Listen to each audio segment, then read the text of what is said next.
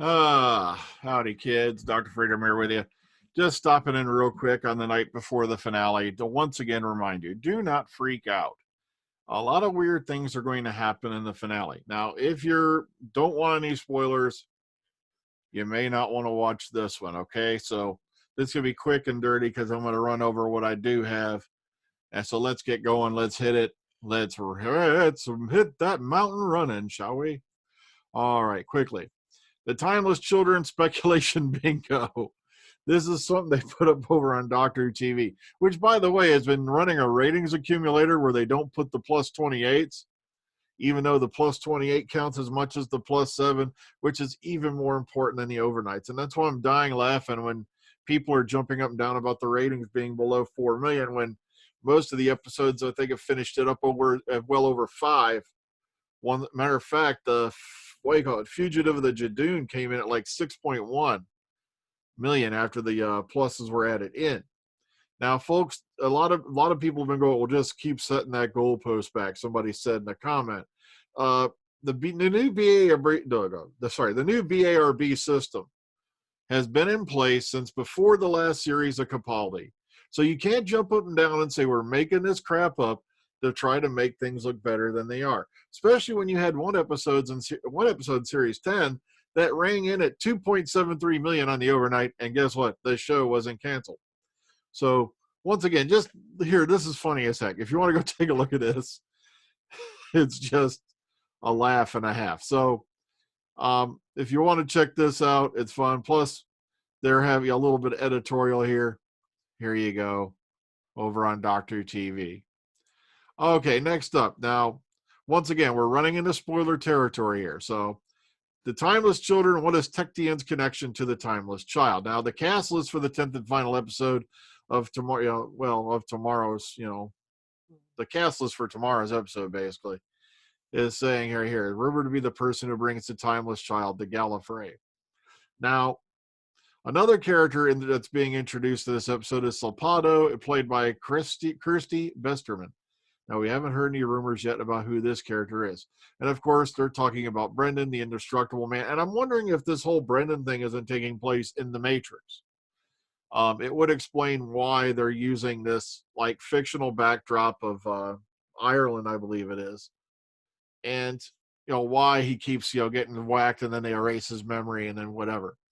So I wouldn't be the least bit surprised to find out this segment is taking place inside the Matrix. We'll have to see. All right. Now, there's no mention of Brendan in the cast list for the Timeless Children, but there's one scene in coming soon trailer for the episode where the Garda office where Brendan worked morphs into a scene which seems to take place on Gallifrey. So here you go. Boom, boom, boom. Now, given the immortal nature of Brendan and the Time Lord's ability to regenerate, it's likely Brendan and Tecteun stories will somehow merge, like the scenes in the trailer. So here you go. I leave it for you. Remember, tomorrow we're all going to find out for sure. All right, next up. All right, so it would have been better if I scrolled it. The Timeless Children, new images, and intriguing scene change. Now, all right, when you go upon this the thing here, check this out. Lovely lovely pic, lovely pose there by Sacha Dhawan. All right, here's a shot in the Cyber Warriors. Graham, Yaz, Ravio, Yadlarmi, and Bescott. Ryan and Co. Sharmas, Space Moses, The Invasion, boom, boom. And we saw a lot of the filming photos for this. Matter of fact, that's how we got a look at this new design of Cyberman. And a lot of people have just been saying they're this Cyberman and that Cyberman. The only part of this Cyberman that I recognize is this part of the upper chest unit, which was used, I believe, in the Nightmare and Silver guys and on.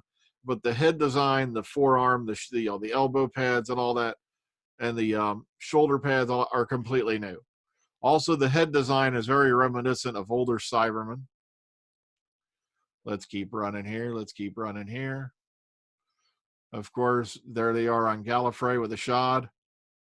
But the thing is, like I've been telling these guys, Gallifrey is right now very undefended, which means there's a lot of stuff sitting there just waiting to be picked.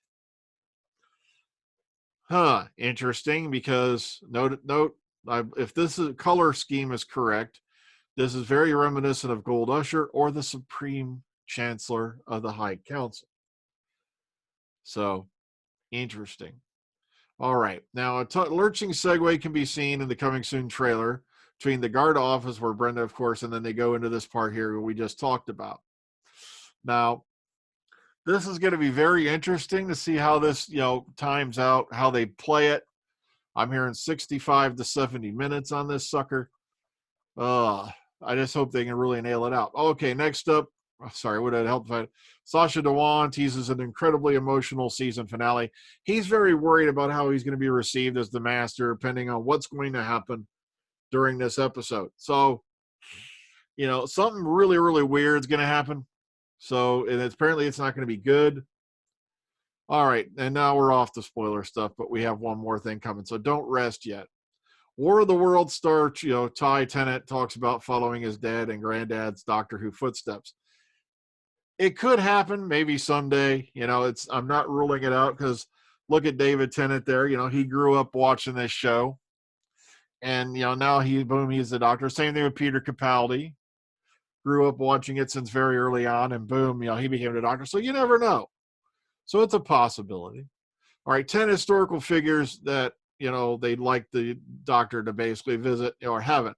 But the problem is, okay, we know the Doctor has visited Leonardo da Vinci, but off screen. There was one brief time where he was in Leonardo's house, and that was back during City of Death. Amelia Earhart, well, never been seen before on the show, but it would be interesting to tie her disappearance into a possible episode.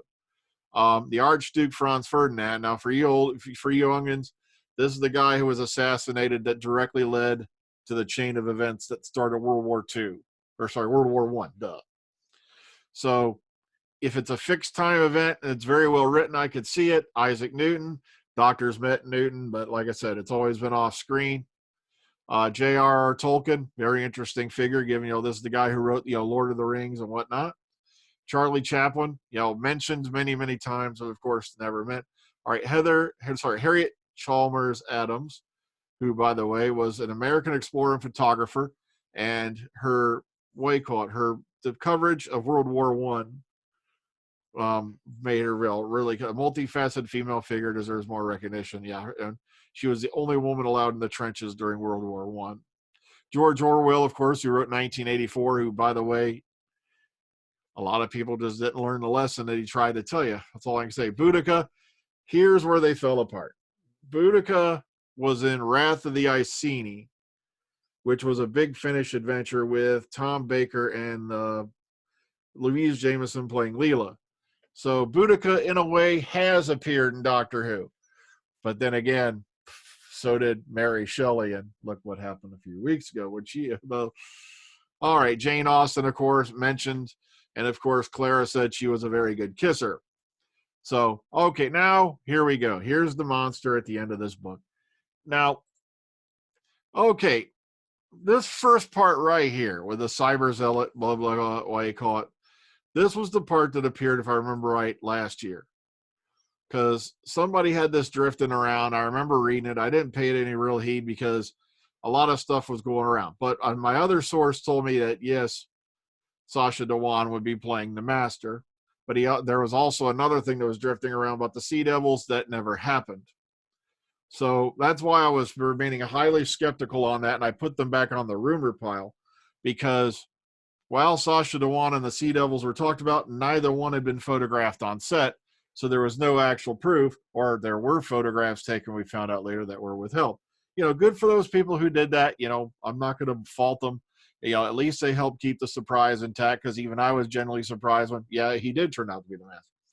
So here you go. And here's the part that's come up recently. I spoke with the source who worked on episodes 9 and 10 only, and would like to clarify some small things. The cyber zealot, of course, is played by Paddy O'Kane, which we found out later. And he said, use this to prove I'm telling the truth. Still not sure what the death particle involves, but the cyber wars of episode 9 and 10 are fought over the element Cyberium. Ruth isn't the one who takes the timeless child back to Gallifrey. She is the timeless child. A character called Tecteun, they had it misspelled here. Tecteun takes the timeless child to Gallifrey. The thing that allows the timeless child to regenerate endlessly is extracted and put into the Time Lords. Ian McKellen is playing a character rebelling against the Cybermen. Now, this is the leak that appeared just over a month ago. Now it says first acclaimed, of course, the cyber results played by Patty O'Kane. We found out later it was Patrick O'Kane playing the Lashad, aka the Lone Cyberman. The Cyber Wars of episode 9 and 10. Well, I don't know. Were they fought over the element Cyberium? Well, it turns out Cyberium was the master computer, yada yada, they were after. And of course, Ian McKellen is playing, and I hope I'm not butchering. Is it McKellen? Oh well. Is playing a character rebelling against the Cybermen, and his casting has been confirmed for appearing in the finale. So everything, single thing that's appeared so far has been, the only thing that's not been confirmed right here. All right, there's far too much that the leaker has been absolutely 100% credited. So prepare yourself for Doctor Who history to be rewritten. I hope you cloud out of here in time. The Doctor isn't a Time Lord from Gallifrey. William Hartnell's Doctor didn't choose the name. The TARDIS was somehow a police box before he ran away from Gallifrey. Hartnell wasn't the first Doctor, and Whittaker wasn't the first female Doctor. What are your thoughts? Well, here's the thing. That's why I said don't freak out, because this could all turn out to be a thing. Remember, when they first put the listing for a character named Fack out into the finale in last week's episode, basically fake out without the E, as Barak Stremus, which was an anagram of Master, is back. I'm wondering if they aren't faking us out with all this, if the Master isn't faking us out with all this. So don't freak out. Don't lose your brains. Remember, there's still a special coming, and then they're going to go into Series 13. So this is not all written in stone. So that's what I'm saying right now before you go nuts. So, once again, keep in mind, do not freak out. Everything's fine. You're still breathing. You'll still have to get up tomorrow. And remember, it's only a television show. The timeline of Doctor Who is so malleable and, can be manipulated in any way that likely none of this is going to stick. I don't think this will stay permanent. I think they're going to, cliffhanger you with this, and then they're going to boom, boom, boom, somehow turn it around either in the special or in the following year. Well, folks, that's all I want to say. So please take care, watch yourselves, have a good one. Remember, don't freak out. Get your breathing bag ready for tomorrow, and hopefully we'll all enjoy the finale with some sanity. Good night.